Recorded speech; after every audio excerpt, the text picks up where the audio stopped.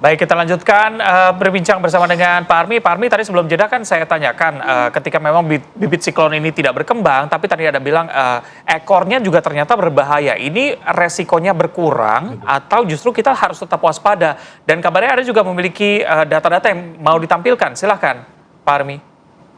Iya, iya, saya kira begini. Jadi memang ini akan membuat siklon ini, walaupun dia menjauh ke arah barat, tetapi dia justru menarik massa udara yang bergerak dari barat ke timur, khususnya Samudra Hindia. Dan ini menurut saya dia akan berdampak cukup besar peningkatan curah hujan di daerah Lampung, kemudian sebagian besar di wilayah Jawa, termasuk wilayah Nusa Tenggara.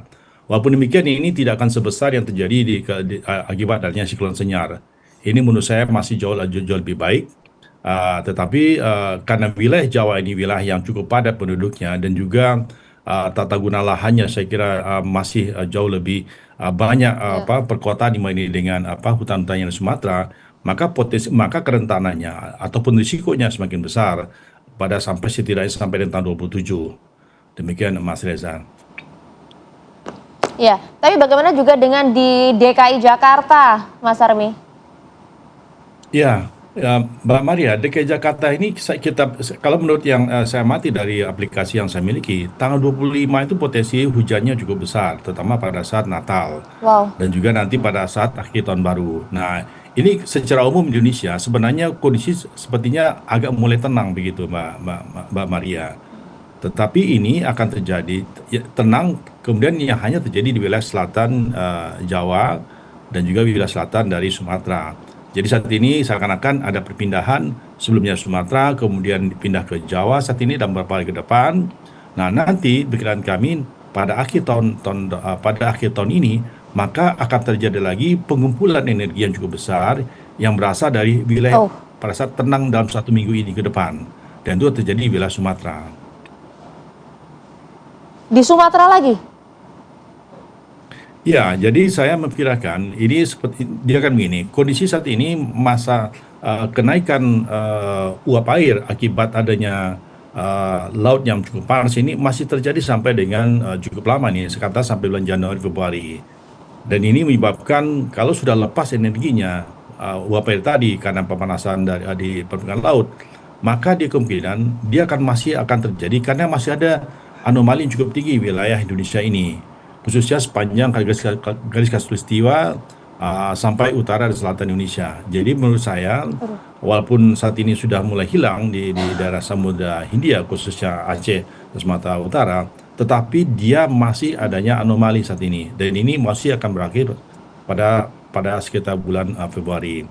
Jadi menurut saya dia semacam rehat Februari. sebentar, kemudian dalam waktu kurang lebih sekitar 1 minggu ke depan, maka wilayah Aceh dan Sumatera Utara dan Sumatera Barat juga akan terjadi peningkatan curah hujan. Wow. Malah akan ada potensi adanya bibit baru yang ada di wilayah Aceh. Hmm. Oke, Mas Armi, dari informasi yang Anda dapatkan ini, bagaimana seharusnya pemerintah bisa mengedepankan mitigasi begitu agar Ya, kejadian yang betul. tidak kami inginkan kembali terjadi begitu? Ya, ini yang paling penting Mas Reza. Saya kira saat ini kerjasama antara BMKG, BPBD, pemerintah daerah cukup baik. Jadi menurut saya yang pertama adalah BMKG harus memberikan semacam update prediksi cuacanya pada wilayah tertentu setidaknya 4 kali dalam sehari. Dan pada saat kondisi 5 hari sebelum kejadian, karena kita biasa sudah tahu Mas Reza, 5 hari sebelum kejadian itu kita udah Mhm. pasti ini pasti akan terjadi. Maka sebaiknya duduk bersama, Hmm. langsung duduk bersama. Bisa menentukan bagaimana prediksi cuaca ekstrimnya, kemudian bagaimana kondisi dampaknya. Dampaknya artinya apa? Di mana daerah yang berpotensi akan banjir, akan longsor. Itu sudah kita pastikan dalam 5 hari sebelum kejadian. Kemudian kita bersama dengan BPBD, pemerintah daerah, pemerintah kota, bisa antisipasi lebih awal. Dan kalau perlu pada saat 2 hari sebelum kejadian, itu kita sudah melakukan upaya-upaya terstruktur memberitahukan pada masyarakat dengan komunikasi yang lebih mudah dipahami, begitu Mas Reza. Karena selama ini mungkin komunikasi kita mungkin perlu kita tingkatkan karena masyarakat sepertinya tidak terlalu Mhm. aware. Tapi kalau kita sudah duduk bersama pada saat diumumkan 2 hari sebelum kejadian, karena model prediksi Ya, cuaca itu 5 hari itu sudah pasti Mas Reza, sudah pasti akan seperti itu Mbak Maria. Hmm. Maka 2 hari harusnya sebelum bisa kejadian ya. kita sudah duduk bersama menentukan apa langkah-langkah yang harus dilakukan.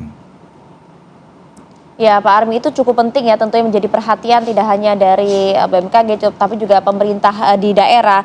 Karena kan kita tahu betul yang berkembang informasinya bahwa sebenarnya siklon tropis ini kan tidak pernah dilalui, tidak pernah melalui wilayah Katulistiwa ya, di Indonesia gitu kan. Tapi kok sekarang tuh kemudian bisa bergeser menyentuh ke wilayah Indonesia dengan dampak yang luar biasa ini.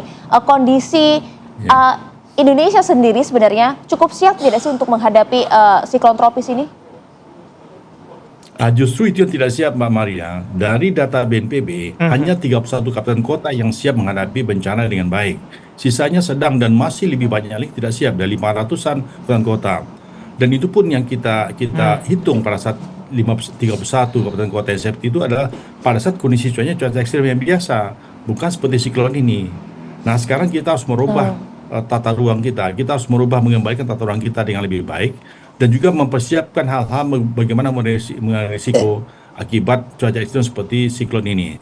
Jadi menurut saya kalau kita menggunakan ancamannya atau hazardnya berupa siklon ini, saya kira tidak satupun daerah yang siap dengan adanya siklon ini di Indonesia.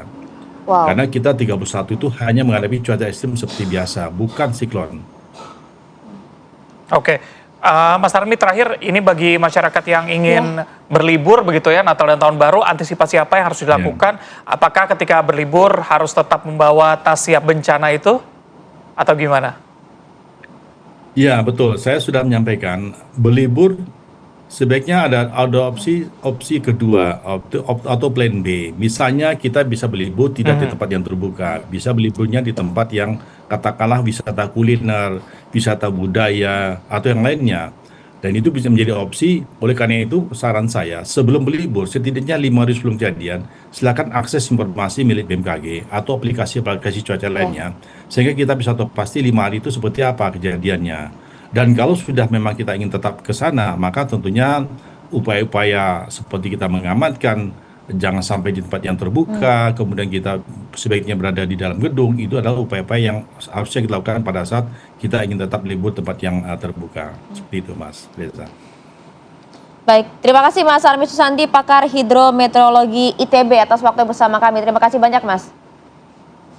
Sama-sama, Mbak Maria, Mas Reza.